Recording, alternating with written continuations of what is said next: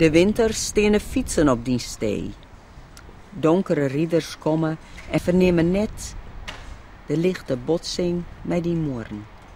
Zo kan op het klokplein in Ljouwert de toerwitner van Arjen Hut download worden.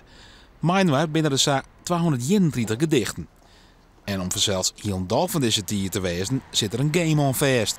De app moet download worden en dan krijg je een kaart en dan kiest je op hokker plakken in Ljouwert Big Leagues waar een gedicht beschikbaar is. En als het op 250 meter van dat plak bist, dan kiest dat gedicht beluisteren en als het beluisteren, dan krijg je er punten voor. Als het meedost on het spultje wat er in verwerken zit.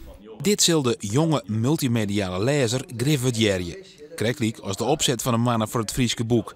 Een beetje festivalachtig, maar een bombardement aan activiteiten.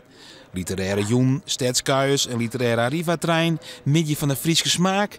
Te vol om op te nemen. Zullen mensen naar Sammannen het Frieske boek net meer dan zeet wezen. Misschien is dat ik wel eens goed, dat mensen toch weten van ja, er gebeurt wat en dat ze daar maar in de kunde komen.